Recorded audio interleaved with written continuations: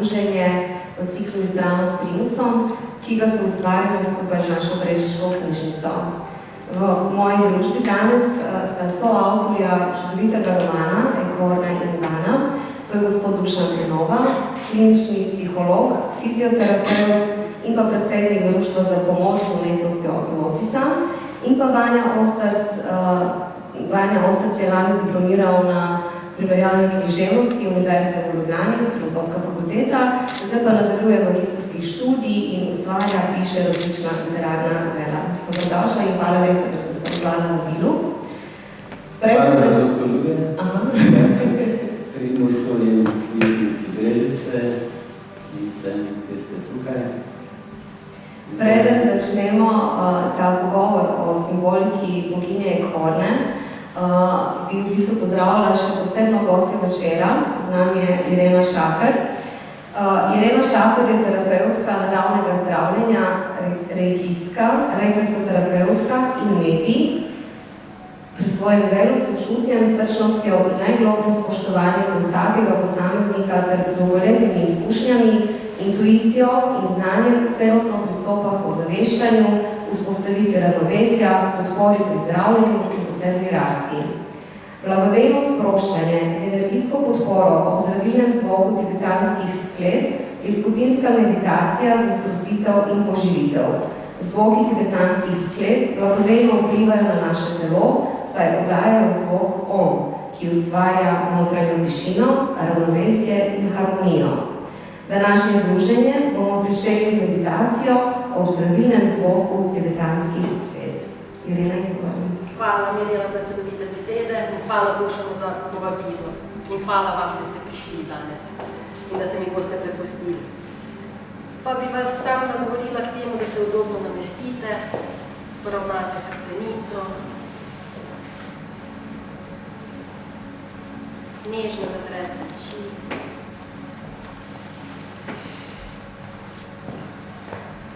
Naredite nekaj globokih vdihov in izdihov,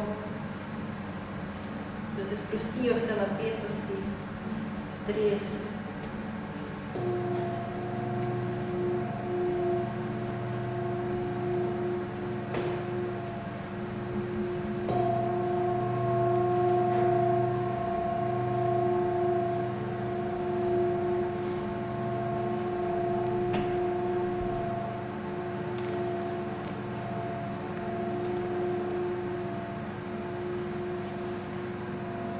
Sedaj pa dihate v lastnem ritmu, pa ne kontrolirate, samo dihate.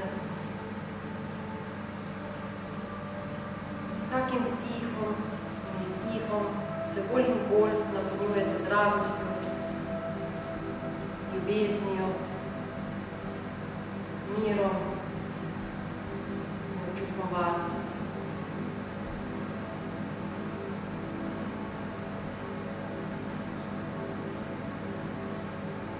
Vsakim vdihom potuje val ljubezni, drug del vašega telesa.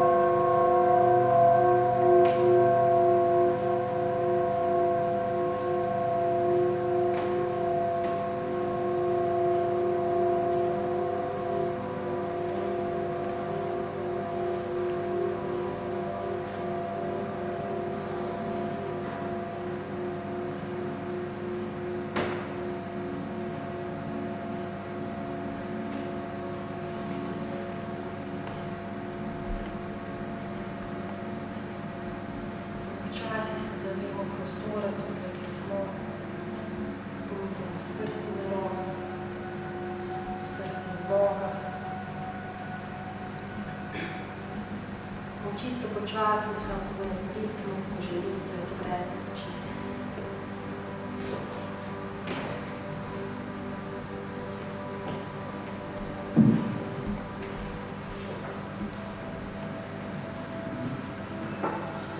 Jaz bi se vam najlepše zahvalila za zaupanje, da ste se mi prepustili in vam želim, da še naprej uživate v današnjem večeru. Hvala. Naslovnico našega romana o Ekorni in Ivani krasi v bistvu en detalj, delček slike, ki se imenuje Slovenija se hranja v Ljubljani. To sliko je narisala Ivana Kobilica že pred 100 leti in ta slika zdaj visi v magistratu mestne hiše v Ljubljani. Dušan Enova je pred časom ugotovil, da je prav ta slika pravzaprav predstavlja simbolično Ekorno, boginjo staroselcev, ki so jo tudi v rimski Emoni sprejeli in častili kot lokalno boginjo, vse do takrat, ko se je začelo širiti krščanstvo. Zgodba o Ekorni, boginji Barja, Ljubljane in vode, je zgodba o naši pramateri, torej, ki so jo staroselci na našem območju častili še pred prihodom Ljubljanov.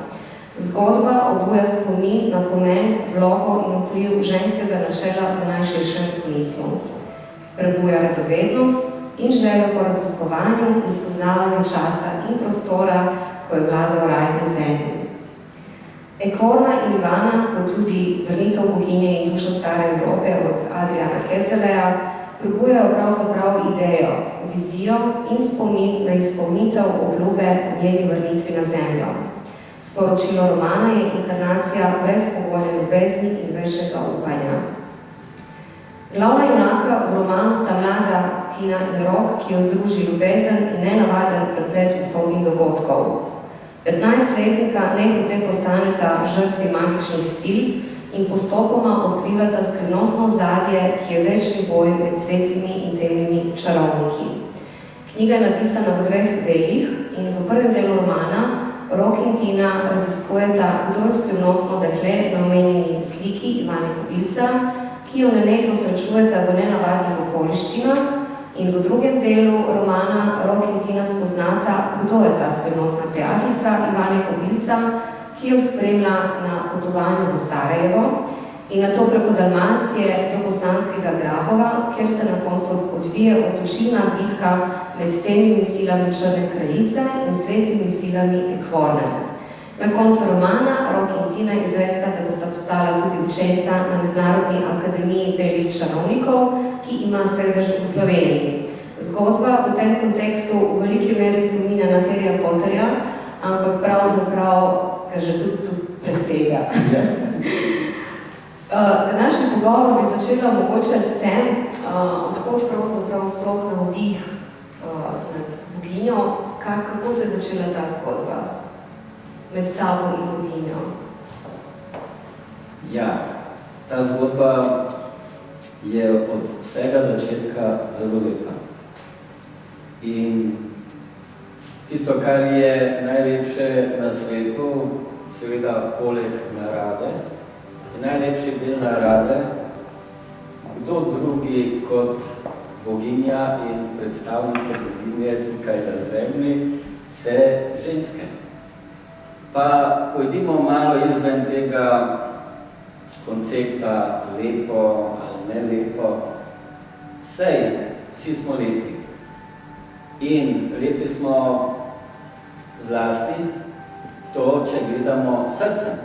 In to je tisto bistveno, kar zelo lepo je začutila Ivana Kobilca, ko je dobila sicer navodilo, da naj naslika alegorično podobo Ljubljane, ki naj bi postala center Združene Slovenije, takrat davnega leta 1902 oziroma 1903.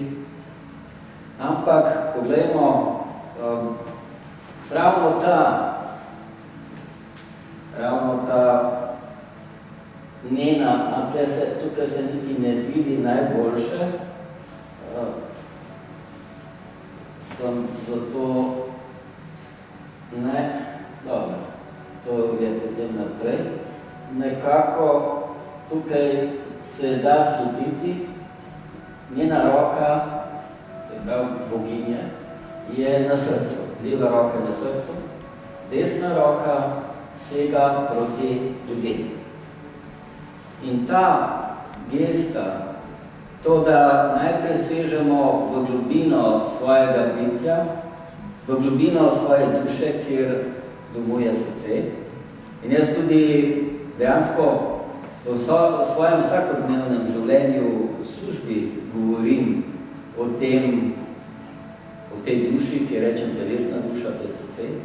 In da je treba najprej seči v sebe, najti eno ljubezen najprej za samega sebe, prepoznati svoje potrebe in jih tudi na pravi način realizirati, potem se dajem svetu, svojim najbližjim in družbi nasploh.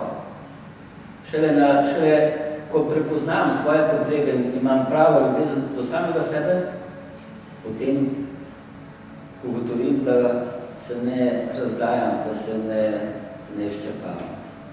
In to je ta simbolika osnovna, tista ljubezni.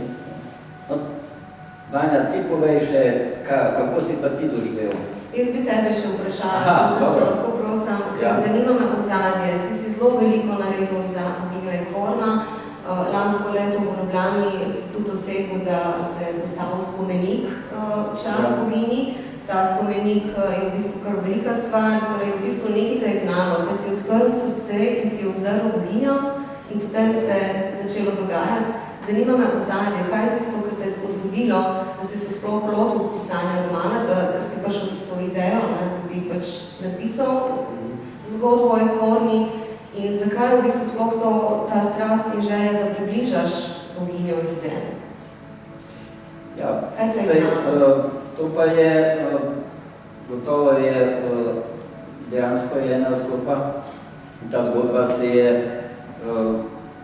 dogajala na vrhu Ljubljanskega gradu, tam, kjer naj bi tudi bilo svetišče, so tudi kamni v krogu postavljeni, ampak zato, ker ni ravno popolnoma jasno, da je to svetišče, ki nič ne piše tam, to je v tistem Marteškem vodnjaku. No, ampak mi smo na Ljubljanski grad, ima 3 griče. In bomo videli, kako se ta simbolika 3 gričev ponavlja, tudi Brežice imajo 3 griče. Bom potem pokazal vaš grad, se pravi Brežice, Brežine, bregovi, vsi kraji v Sloveniji. Tam nisva še ne vem koliko potovala, ampak so te simbolika je. In na tem na Ljubljanskem gradu je neka dramaturginja Romana Ercegovič, lahko ji rečem bojevnica, ker je predstavila svojo upodobitev mita Bele bizonke in iz tega mita, ne bom mogoče zdaj šel v detalje, takrat je tista zgodba o boginji Beli bizonki, ki je mit Indijancev Lakota iz Amerike, da takrat, ko bo zemlja, takrat, ko bo ljudje najbolj se počutili, da hrepenijo, da nekaj manjka, bo vsem uvidel, da nekaj manjka, da takrat bo prišla. In poglejmo, naša civilizacija, kakšna je nekje blaginja, pa na drugi strani pa sirotija, in noter pa toliko manjka v srcu. Glejmo, koliko je samomorov, zlasti, dobro, mladimi, pa tudi starejšimi, ampak mislim, da je celo med starejšimi še več. Ko zgubijo tisti upanje, da je življenje še možno, da jim nekaj prinese, ko pride v jesen življenja in potem ne najdejo. Ta civilizacija ne more dati, sama kot taka, potrošništvo ne more dati. In zato se vsakič, recimo, da so bile civilizacije nazaj, vsakič se zgodi, ne me narobe razumeti, Ekvorna, postavili so mesto Ljubljana je na moje prizadevanje, na moje dolgoletno vztrajanje postavilo obeležje kip boginje. Ampak ni to namen, da bi mi častili boginjo kot osebo, tako kot morda so jo v Šavimoni, čeprav Ekvorna je sega nazaj davno v dobo koliščarju ali pa še nazaj.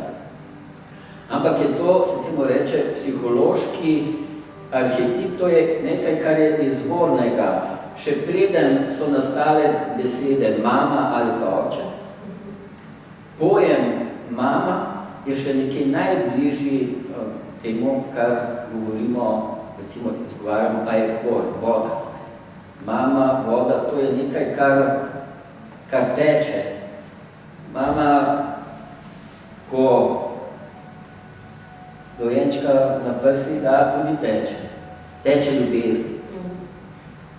In danes bi res želel na podlagi tega izjemnega zopet dogodka draga prijateljica Irena nam je privoščila toliko te vode, inspiracije, ljubezni, da smo pravzaprav se kar potopili. Meni so te zvoki, najprej tvoji nežni glas, da se propeljajo in to je to, šli smo notri k izboru sebe, srca in to je tisto, da sem danes želel, da še nekaj skušam sam povedati, kje pravzaprav, kako mogoče ta arhetip deluje čisto na konkretnem, tudi na fizičnem nivoju, ne samo rečemo na duhovnem. In to bom potem povedal. Ampak izvor je bil pa to, je bil na Ljubljanskem gradu, na 3. griču Orlov vrh, tam smo se zbrali društvo za diabetikov Ljubljane in smo imeli kulturni dogodek, pogovore in tam se je začelo. Tam se je začelo. Potem pa seveda me je pot iskanja pripeljala do arheologov in zapisov na kamnih v Ekvorni. In danes vam lahko povem, da Ekvorna, tako kot smo slišali drago prijateljico Mirelo, da je napisal spoštovani duhovni učitelj, lahko rečemo Adrian Kezele, starodavna boginja, nekako, kako si povedala, se pravi? Starodavna boginja, Evrope, ne? Tako, Evrope, stare Evrope. Ja. Duša stare Evrope. Duša stare Evrope. Danes, pred Silvestrovom še tega ni bilo, ampak na Silvestrovo tam nekje je pa ta arhetip, ki je vsakmo nekje v psihološkem globini deluje, vsi smo s tem povezani, me je pripeljal do spoznanj, zelo konkretnih, da pravzaprav Ekvorna je isto, nekje v osnovi, tako kot bi rekel, da je duša Evrope. Da ni samo Ljubljana, in ni samo Slovenija. In celo to je, da marsikdo si misli, zdaj pa Ljubljana nekaj svojega pogruntala. In potem so malo, ko je tam neki poleti, lansko leto je bil postavljen, sem videl, so Mariborčani tam na eni spletni strani so rekli, Zdaj pa bo Maribor dobil svojo boginjo. Mogoče bi mogla biti boginja v vsakem mestu. Ja, gotovo. Ampak nočem reči, da je zdaj posod ekvorna, ampak to je tisto prvinsko in stvar je v tem, da simbolika je ekvorne. In vse, kar sem to spoznal dejansko, je v osnovi, da velja za celo Slovenijo, tako kot bom povedal, da ona pomeni, ekvor pomeni voda v osnovi. Gladina, lahko je tudi morje in z vodo smo vsi povezani. Zlasti tu, naprimer, je simbolika, imate v grbu tudi vodo. In je stik Krke in Save. In Ljubljanica je v Savi. A drži? Ja, in tako se širi. In to smo tudi lepo videli v Postojni, kako je tam tista bifurkacija, razcepišče, da je poveže se vode črnomorsko, pa Jadransko in tako naprej. No, hočem reči, da je prišla sama po sebi ideja o Evropi in da ima simbolika ekvorne velja za Evropo in je prišel tudi do pojma grba Evropske unije. No, potem bomo še kaj povedali. To je zdaj naslednji projekt. Vsekakor voda ponese sporočilo iz Ljubljane preko reke, tudi do nas in do vseh drugih koncev. Vanja, nismo pozabili nate. Mene zelo zanima, kako si ti, kakšna je bila tvoja izkušnja pri soustvarjanju romana, kajti Dušan je bil skromen, pa si je nekako priznal, da on ni talentiran pisatelj in da za zgodbo o ekvorni potrebuje nekoga, ki mu bo pomagal pri tem, ki bo znal zgodbo razširiti, narediti vso to dramatiko in to je bil tvoj del.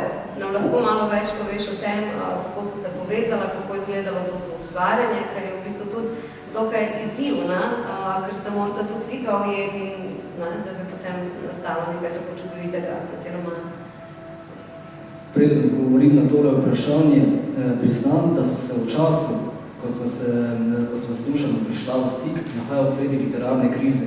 Se pravi, imel sem na načrtu izpeljati nek projekt do konca, roman, ampak mi nikakor ni šel od rok. In sem zato mislil, da bi bilo bolje opustiti to literarno delo in se posvetiti kakšnim drugim stvarem. In potem me Dušan kontaktiral na Facebook, pojavil sem se kot tretja možnost. Prva literatka ni mogla sodelovati, se pravi potreboval je, Dušan je imel že izdelan koncept za roman, vendar je, kot je že prej omenila, sam je trdil, da ni bil pisatelj in da potrebuje nekoga, ki bi njegovo idejo spravil v literarno obliko. Prva možnost se ni išla. Druga možnost, zapomnil sem se tudi ime Nina Dittmajer, če ste že slišali, predstavnica mlade slovenske poezije. Prav tako ni imela časa in je potem predlagala mene. In potem sem se odločil, da bom šel ta projekt. Zato, ker hotel sem seveda pobegniti iz tistega nesrečnega projekta, ki ga nikakor nisem mogel zaključiti.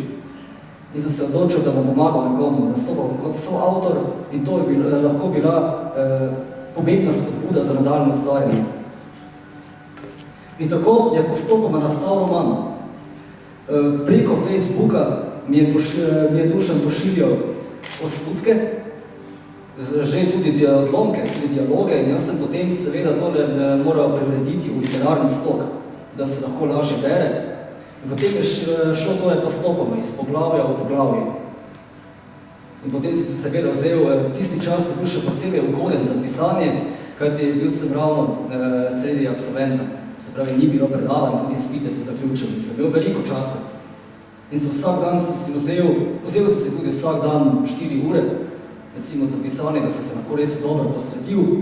Pošiljal sem nazaj odgovor Dušanu, da pogleda, če je vse urejeno, če je treba kaj dodati, mogoče kaj spremeniti, mogoče kaj zreducirati, ampak v glavnem je steklo dobro. In to je trajalo približno 1 leto, morda malce več, dokler ni, kakor vidite, prišlo do knjižne oblike. In sem bi še posebej zahvalil tudi za Založbi Primus, da je omogočila izdajo knjige. pa tudi tebi, Dušan, da si me skozi ustvarjalno obdobje neprestano spodbujal in veliko se pravzaprav pripomogel k mojemu nadaljnjemu ustvarjanju. Sedaj sem spet dobil ustvarjalno žilico in še nadalje lažje ustvarjam, ker sem s tem dokazal, da zmorem pravzaprav izpeljati projekt do konca. Torej, kriza je sedaj minila. In sem zato zelo hvaležen, da so se te stvari tako razpletli. In to je tudi verjetno tvoje sporočilo vsem mladim ustvarjalcem, kadar pride kriza, se mogoče lahko malo ustaviš, ampak smisel je v tem, da deluješ iz ustvarjalnosti, da ustvarjaš. Ja, tukaj bi nakratko bi povedal, da današnji čas ni preveč spodbuden za literarno ustvarjanje nasploh, to je treba priznati. Tudi mladi se danes ne zanimajo v veliki meri za literaturo, vendar pa obstajajo tudi mladi nadarjeni pisatelji, ki bi lahko kaj pomembnega prispevali k zakladnici slovenske literature.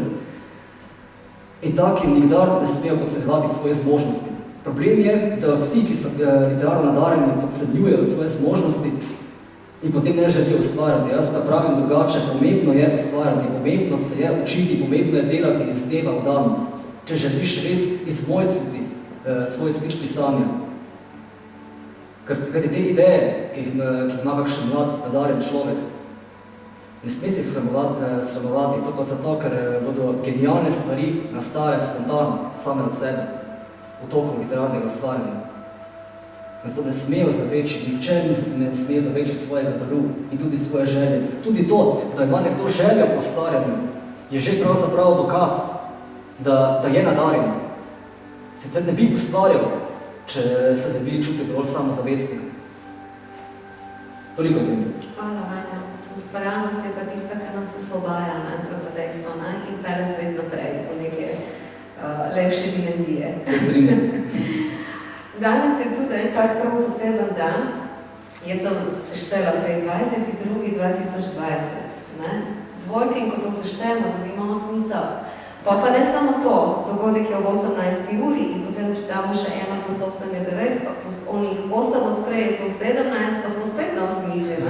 Tako da danes je res podprto z boginjo in mogoče bi nam ti tudi lahko kaj povedal o tej simboliki, te neskončne 8, ki je dokaj tesno povezana tudi z boginjo.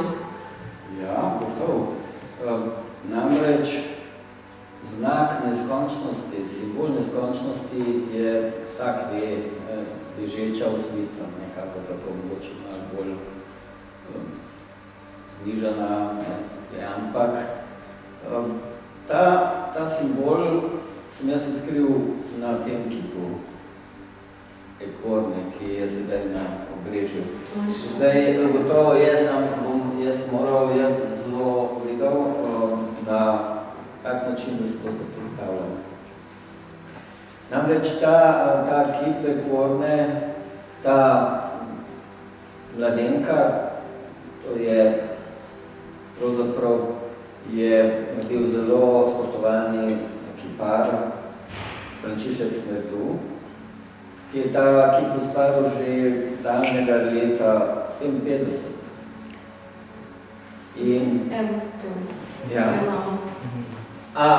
No, super. Zdaj pa samo še iz tega. Ja, no, krasno, zdaj pa lahko. Poglejte, to je roka, njena desna roka, ki drži venec. In ta venec gre tako za glavo in ga drži z levo roko. In njena leva roka potujemo preko njenega srca in od spodaj roka in se spet sreča. Vidite, to je sicer manjši del 8, to je malo večji del 8, ampak jasno se vidi simbol neskončnosti. Seveda, če ga vidimo, če nekdo mogoče pokaže. Jaz sem ga takoj videl, ker sem nekaj bolj naravnan na to simboliko.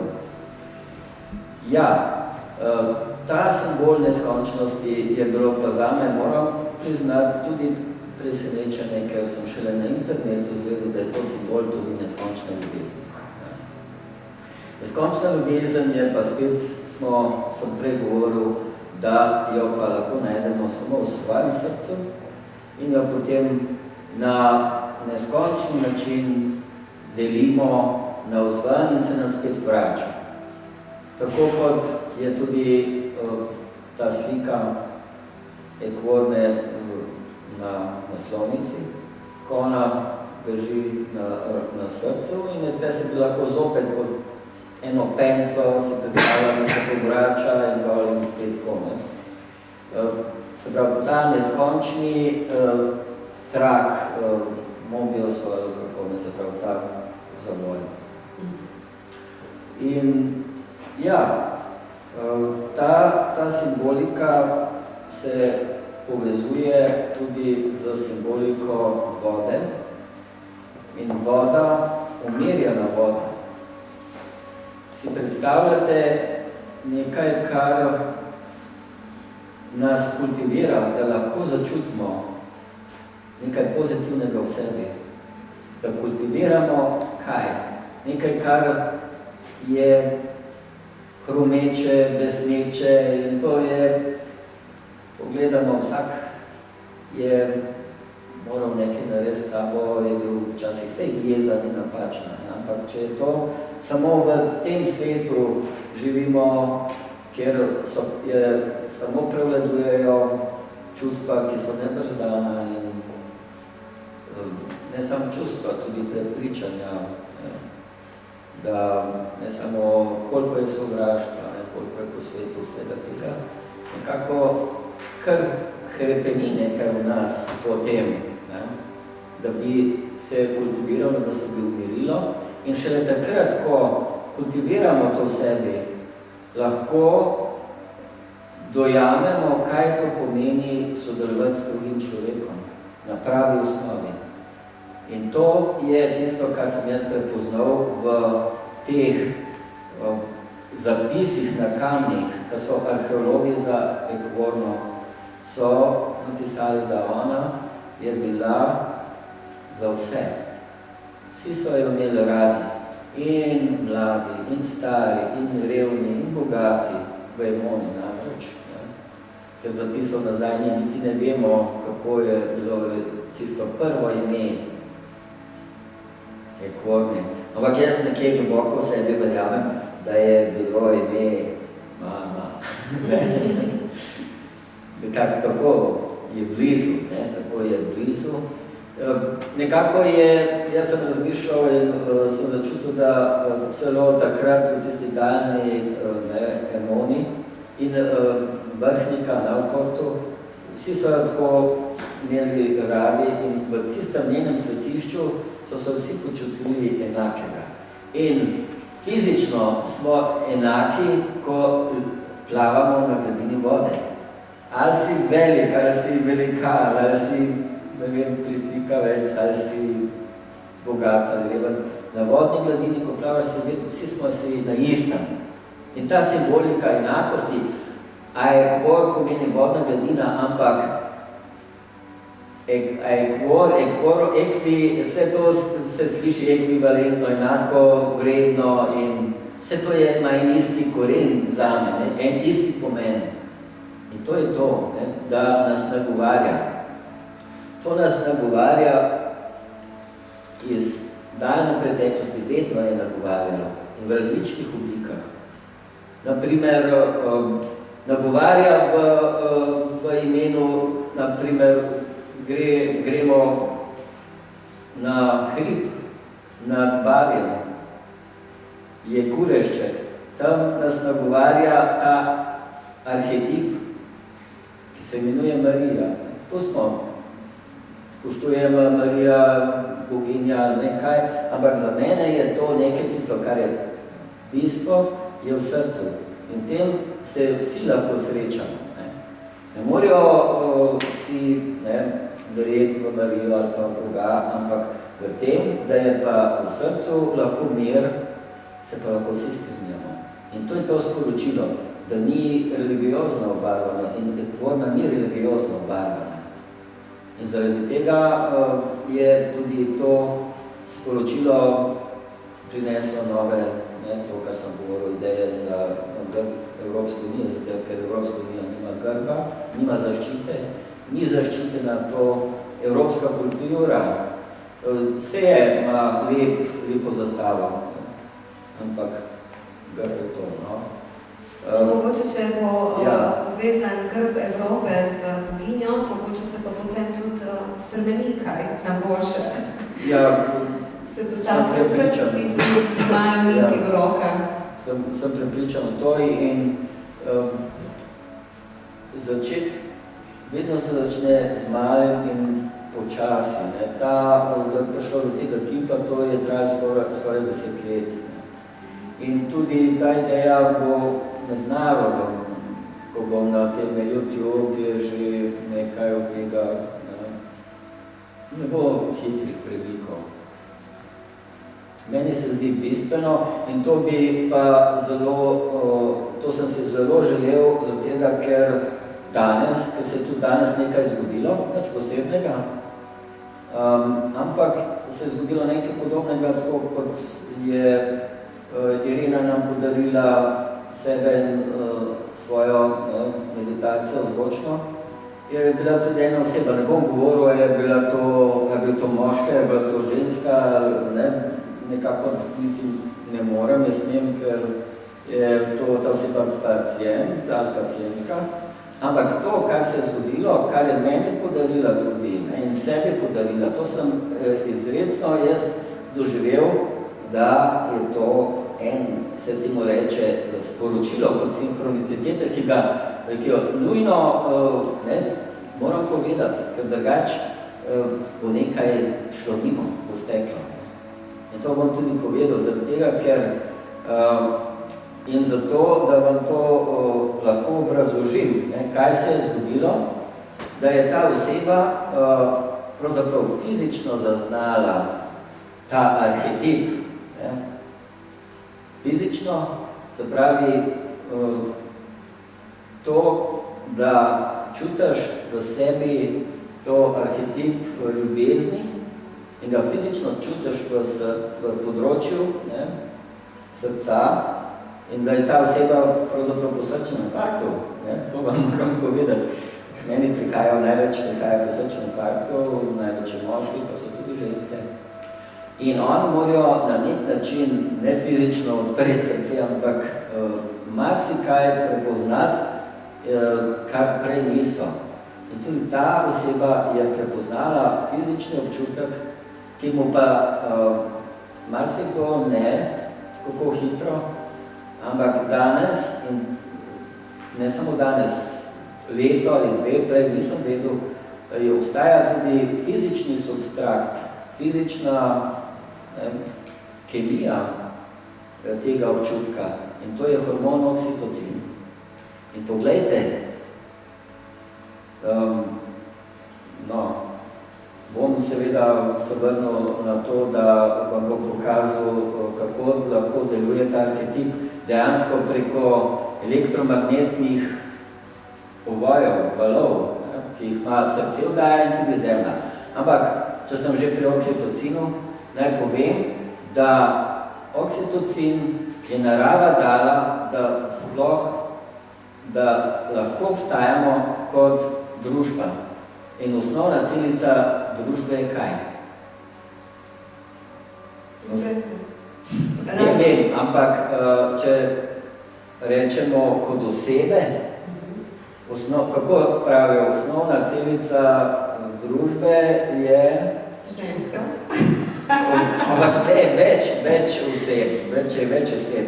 Ni samo ženska, je tudi tako? Družina, tako, ja. Bravo, vse tukaj, to je najprej, vedno mora biti najprej ženska, pa potem, družina. Ampak, kako je možno, da družina obstaja sploh?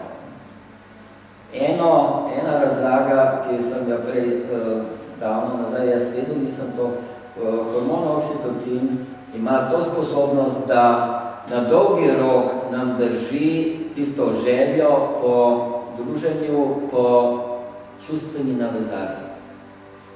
In to je osnova tega, ker potrebuje človeška družina, ne se pravi otrok, dolga leta, da se osamosvoji. Če pogledamo v živali, ni potrebno toliko let.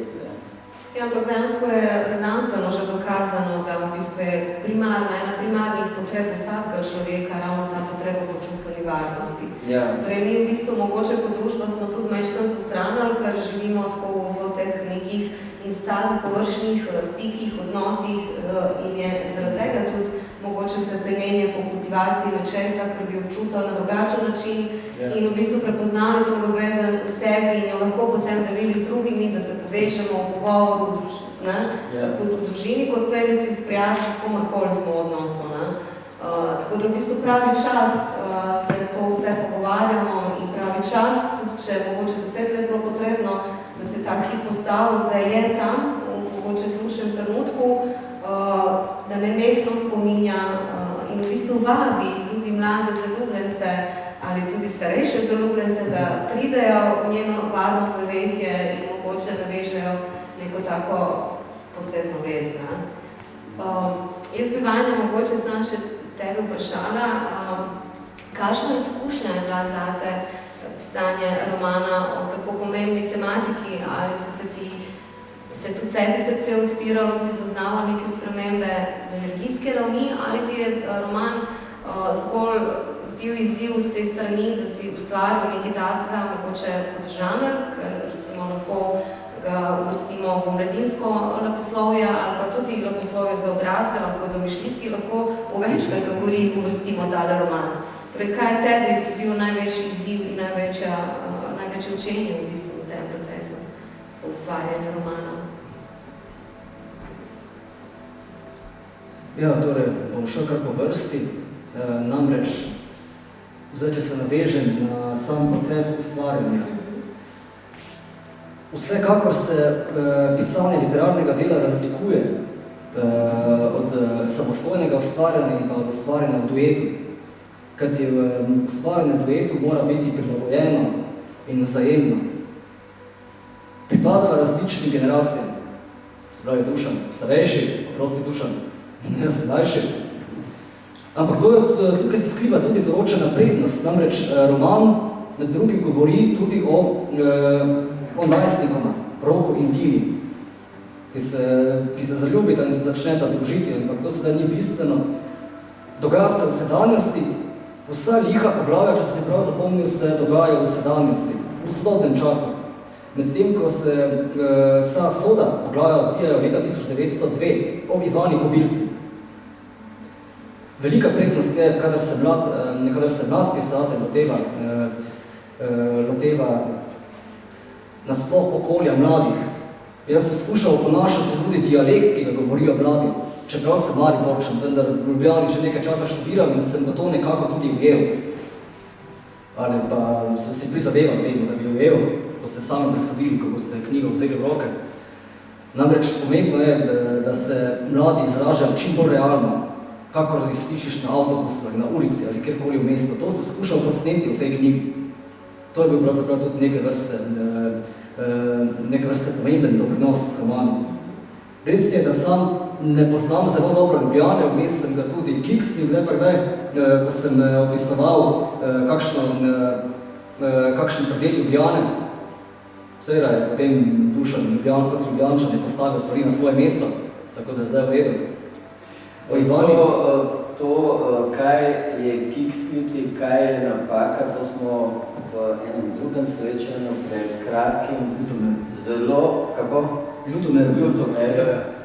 Zelo lepo se je to izkristaliziralo, da ni naključij. Tudi ne smemo, to je ravno tisto, kar naš del, tudi drugi del, ki nas stalno postavlja, da se sebe zanemarjamo, da smo nič vredni, da smo nič ne veljamo in delamo kikse, delamo napake. Vse ima svoj pomen. Tako da tudi to je imel izredno močen pomen, da si, na primer, kot se temu v hecu rečemo, da je zaradi nečest popolnega poznavanja Ljubljane je potem sta Ivana in njena prijateljica potovali, kot da bi temu se reče okoli riti v važet,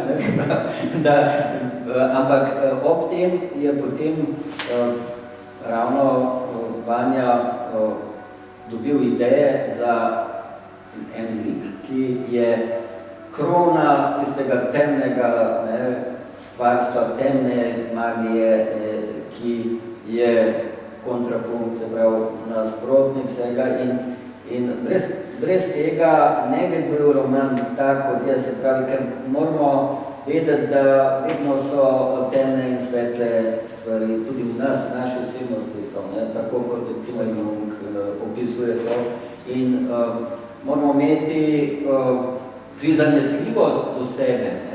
Če nimamo do tega dela temnega prizanesljivosti, nam bo pravzaprav vedno krivil in ga tudi ne bomo prepoznali. Je pa to dokaz, da lahko iz tebe potem nekaj ustvarjalnega, potem nastane.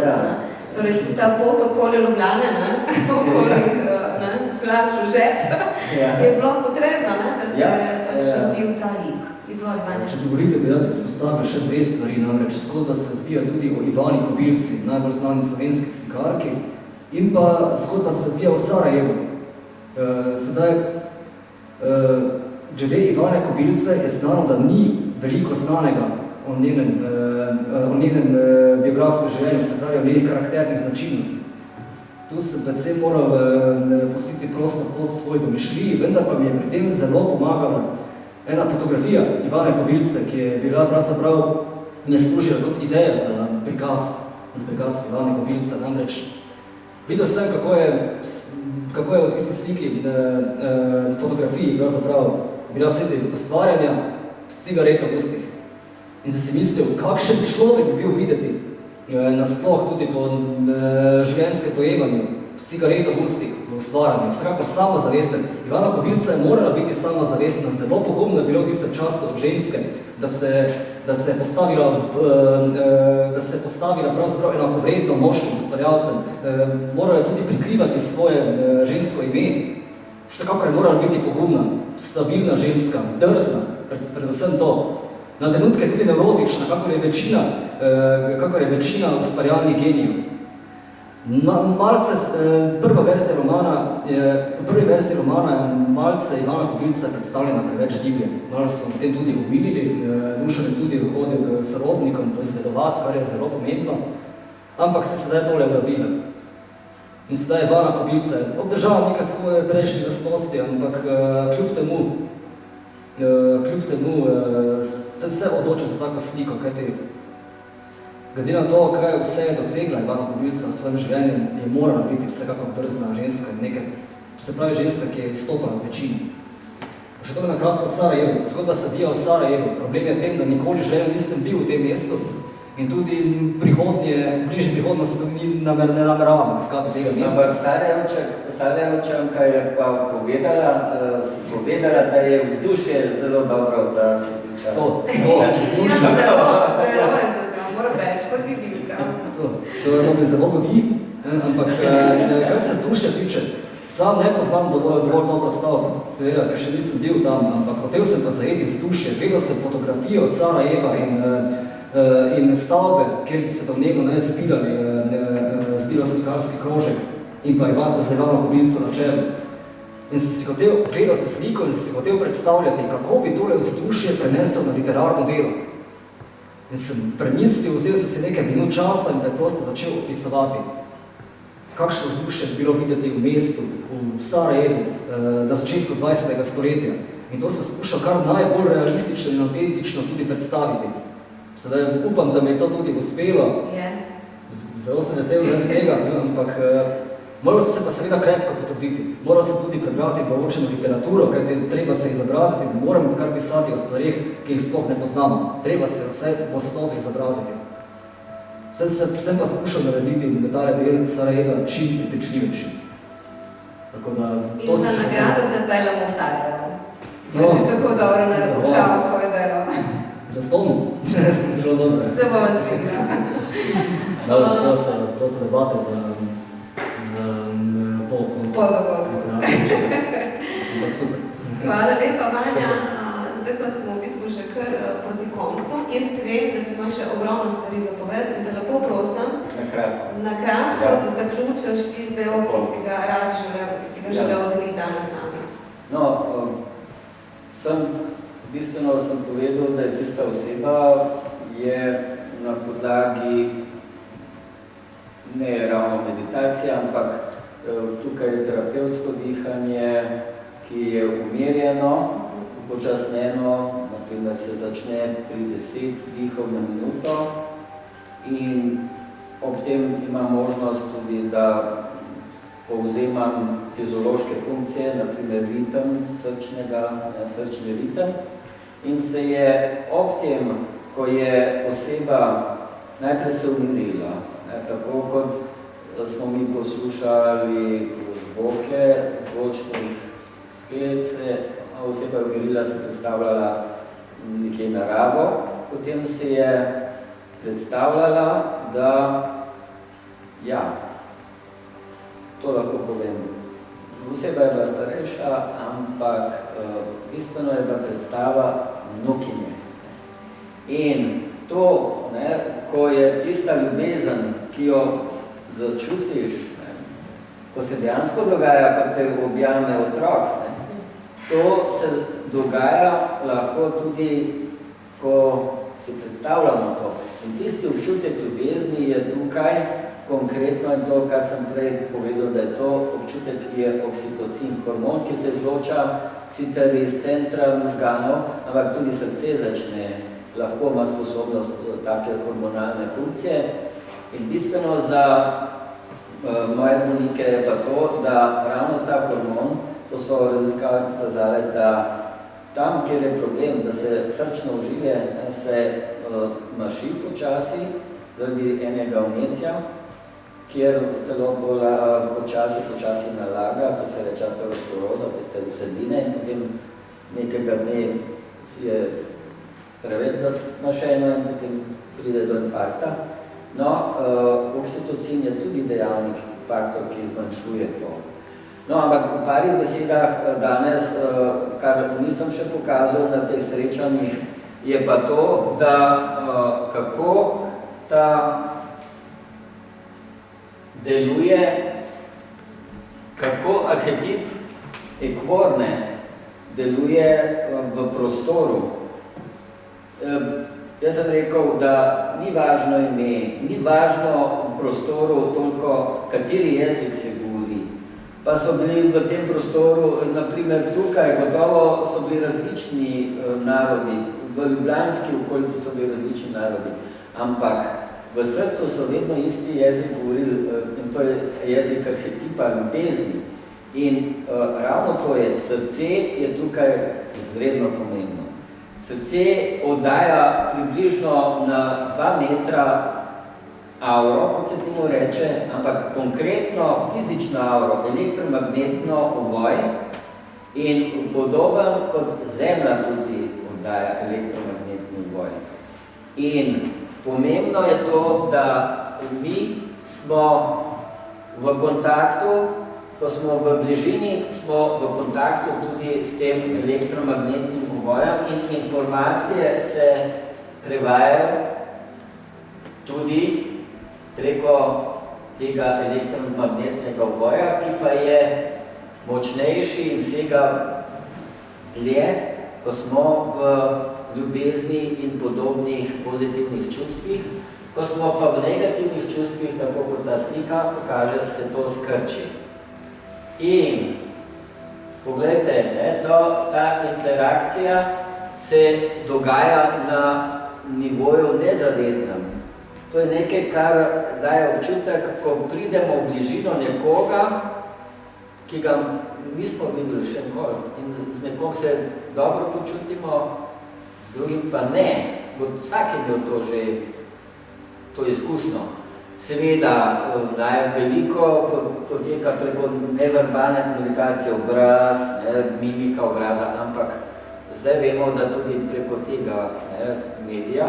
In kaj bi samo na kratko želel dobiti, to je ta elektromagnetna komunikacija poteka med ljudmi. To je zemeljski povoj, spet nekaj,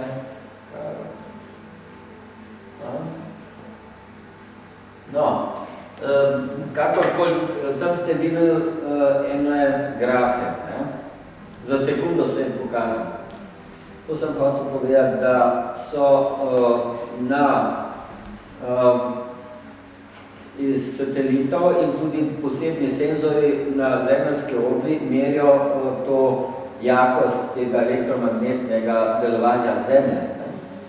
In veliko teh senzorjev je in so eno zanimiv pojav so opazili.